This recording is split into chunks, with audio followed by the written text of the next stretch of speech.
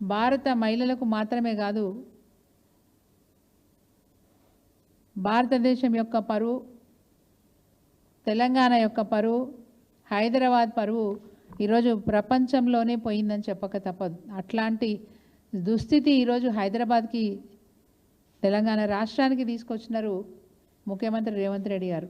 చాలా బాధతో ఈ విషయాన్ని చెప్తా ఉన్నాం. మన భారతదేశ మహిళ అంటే ప్రపంచ దేశాల్లో కూడా ఒక మంచి గౌరవాన్ని ఇచ్చే పరిస్థితి ఉండేది. కానీ ఈరోజు అన్ని దేశాల్లో కూడా మన మహిళల పట్ల ఎట్లా నడుచుకుంటున్నాము, ఎట్లా వ్యవహరిస్తున్నాం అనే విషయంలో ఈరోజు చాలా బాధతో మీ ముందుకు వచ్చాను. ప్రపంచ సుందరి పోటీలు హైదరాబాద్ వేదికగా జరుగుతున్నందుకు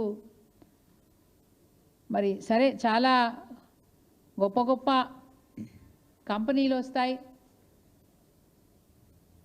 పెట్టుబడులు వస్తాయి, హైదరాబాద్ చాలా బాగవుతుందని చెప్పి గొప్పలు చెప్పిన రేవంత్ మిమ్మల్ని అడుగుతా ఉన్నాం, ఏం పాపం చేశామని ఈరోజు ఈ పాపాన్ని మాకంట కట్టారని అడుగుతా ఉన్నాం.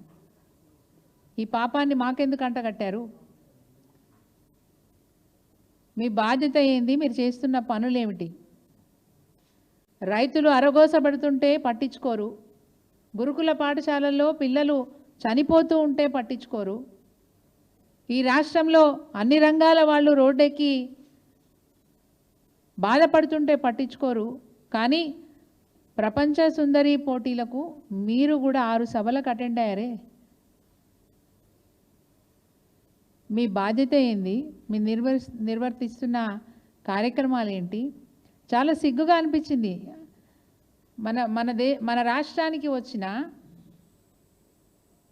ఆ సుందరిమణులు అంటే అన్ని దేశాలకు సంబంధించిన మహిళలు, ప్రపంచ సుందరి పోటీల్లో పాల్గొనడానికి వచ్చిన మహిళలను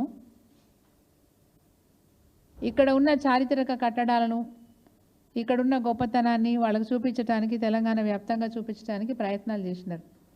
ఆ చేస్తున్న తరుణంలో కూడా ఎన్ని విధాలుగా వాళ్ళని ఇబ్బంది పెట్టాలనో అన్ని విధాలుగా ఇబ్బంది పెట్టినారు. ఇంకా గొప్ప విషయం ఏంటంటే, ఎవరైనా వస్తున్నారంటే స్వాగత తోరణాలు ఎట్లా పెట్టుకుంటాం, అది కూడా మహిళలు వస్తున్నారంటే ఎట్లాంటి తోరణాలు పెట్టుకుంటాం? మన దేవుళ్ళ ఫోటోలో లేకపోతే మన సాంప్రదాయానికి సంబంధించిన బతుకమ్మనో బోనాలనో పెట్టుకొని మన సంస్కృతిని వాళ్ళకి తెలియజేయడానికి, మన సాంప్రదాయాలని వాళ్ళకి తెలియడానికి ప్రయత్నం చేస్తూ ఉంటాం. ఇక్కడ తెలంగాణలో జరిగిన విచిత్రం ఏంటంటే, 3 ఫోటోలు మాత్రమే వాళ్ళు ఎక్కడ పర్యటిస్తే అక్కడ వేలాడదీసినారు, స్తంభాలకు వేలాడదీసినారు. ముఖ్యమంత్రి రేవంత్ రెడ్డి గారి ఫోటో ఉంటుంది అందులో, డిప్యూటీ సీఎం గారు గౌరవనీయులు బట్టి విక్రమార్క గారి ఫోటో ఉంటుంది అందులో, ఇక మన పర్యాటక శాఖ మంత్రి గారు జూపల్లి కృష్ణారావు గారి ఫోటో ఉంటుంది అందులో. ఈ 3 ఫోటోలు వేలాడదీస్తారు. చేస్తున్న కార్యక్రమం ఏంటి, మీరు పాటిస్తున్న విధానాలు ఏంటి అని అడుగుతా ఉన్నాం. అనేక సాంప్రదాయాలు ఉన్నాయి మన రాష్ట్రంలో. ఆ సాంప్రదాయాల్ని వాళ్లకు పరిచయం చేసే విధంగా మీ విధానాలు ఉండాలా? దిష్టి బొమ్మల్లాగా మీ 3 ఫోటోలు పెట్టుకుంటూ,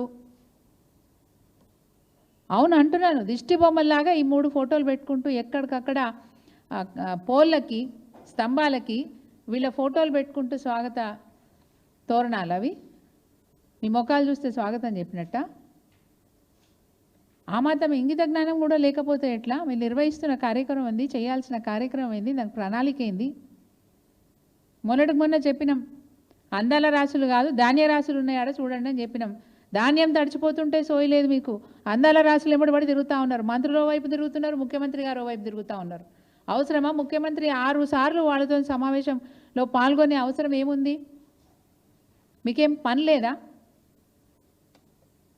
రాష్ట్ర బాధ్యత మీ మీద ఉంది కదా, మీకు పని లేదా? ఎందుకు వాళ్ళ పోటీలలో, వాళ్ళ సమావేశాల్లో మీరెందుకు పాల్గొంటున్నారు అడుగుతున్నారు. సరే పాల్గొన్నారు, గౌరవం ఇస్తున్నారు అనుకుందాం. ఈరోజు ఏం జరిగింది? ప్రపంచంలో పరువు పోయింది, ప్రపంచ దేశాల్లో పరువు పోయింది. ఒక మహిళను ఏ విధంగా మీరు ట్రీట్ చేసిండ్రనే విషయం మీద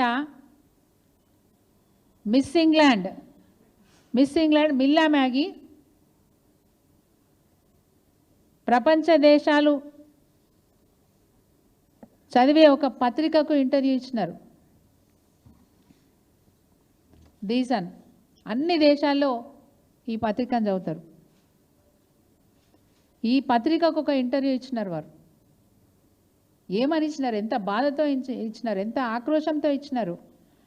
exploited miss England, please miss world, I was exploited.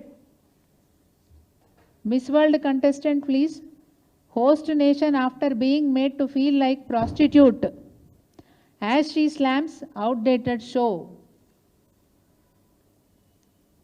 పాతకాలం నాటి కార్యక్రమాలు చేసినారు, మార్పు ఉంటుంది అనుకున్నా, కానీ మమ్మల్ని ఒక ప్రాస్టిట్యూట్ లాగా చూసిరని చెప్పి ఇంతకంటే దిగజారుడు స్టేట్మెంట్ ఇంకేమైనా ఉంటుందా అని నేను అడుగుతా ఉన్నాను.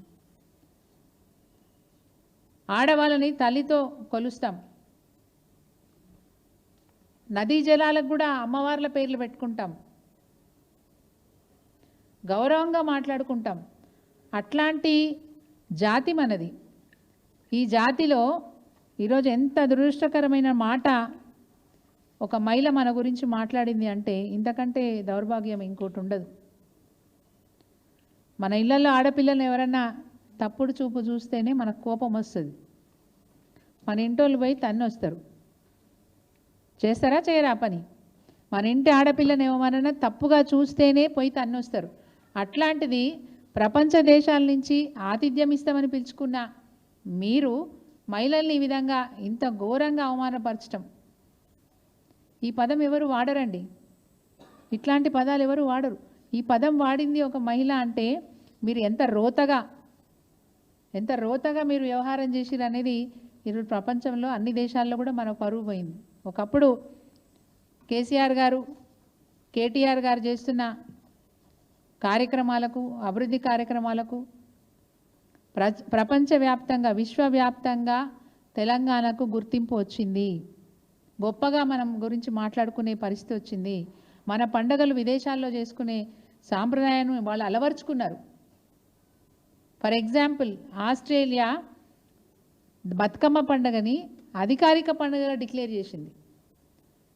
అంత గొప్పగా మన సాంప్రదాయాల్ని, మన పండుగల్ని ప్రపంచ దేశాల్లో జరుపుకునే విధంగా మనం గొప్పగా పనిచేసినాం.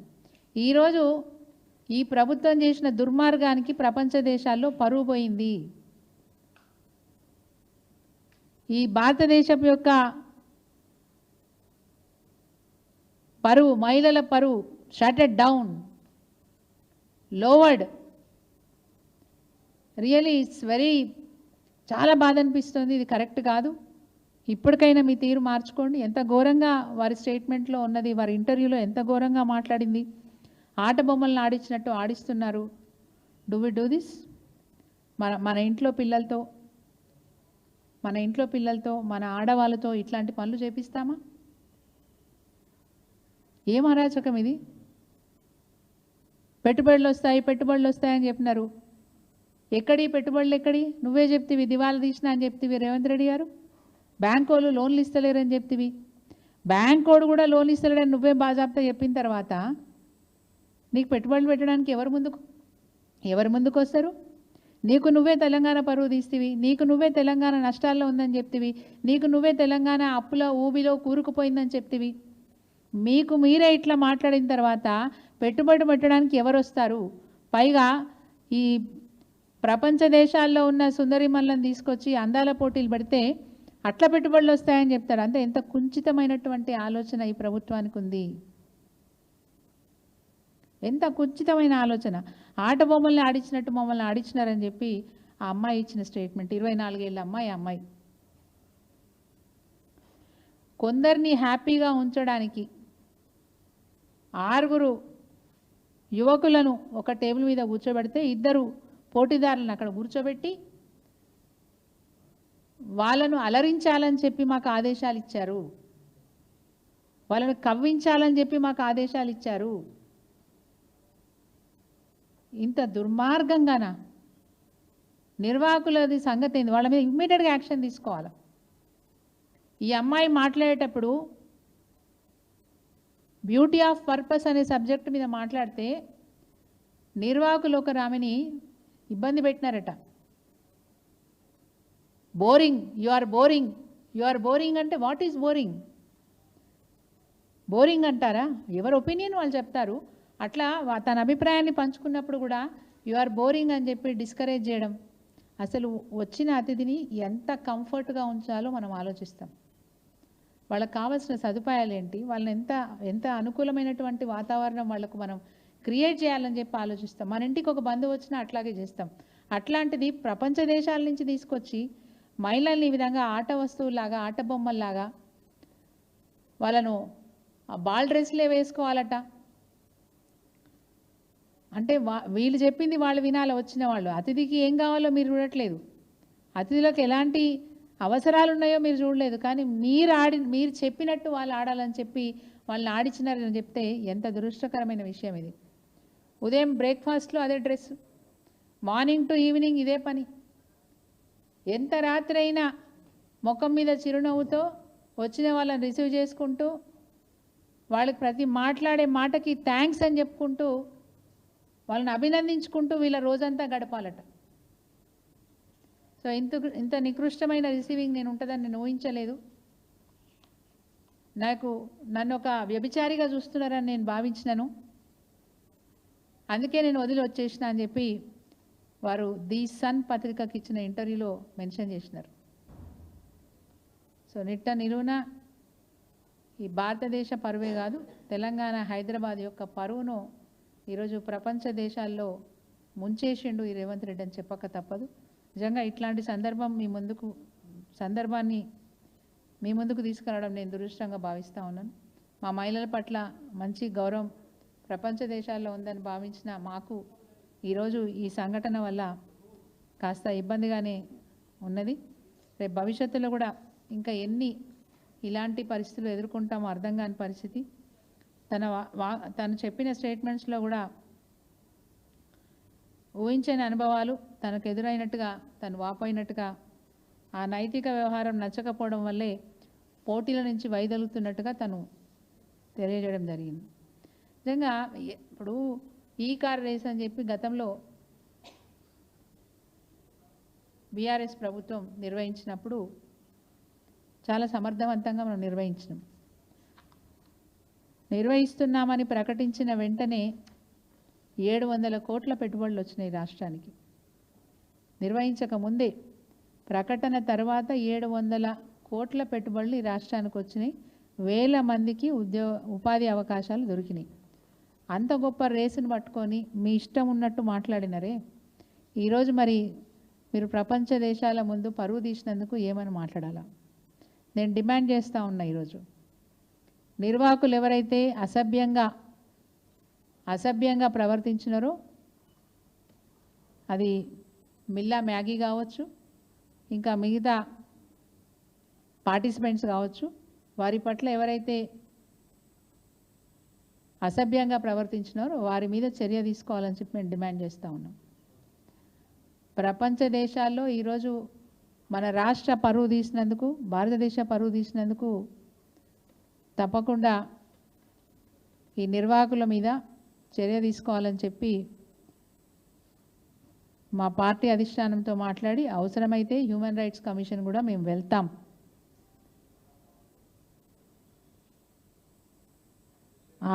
ఆ పరువును కాపాడుకునే ప్రయత్నం తప్పకుండా చేస్తాం. ఇది ఎట్టి పరిస్థితిలో కూడా సమర్థనీయం కాదు. అందరూ కూడా ఖండించాల్సిన అవసరం ఉంది. సిపిఐ నాయకులు పెద్దలు నారాయణ గారు మాట్లాడినప్పుడు కూడా ఆయన మాటలు కూడా నిజంగా అద్దం పట్టినట్టుగానే ఆయన మాట్లాడారు. సో ఆ రోజు ఎవరు పట్టించుకోకపోయినా ఈరోజు వారి మాటలు నిజమైనాయని చెప్పొచ్చు. మరి ఇది దేశం పరువు పోయినట్టుగా, ఒక హైదరాబాదు తెలంగాణ కాదు, దేశం పరువు పోయినట్టు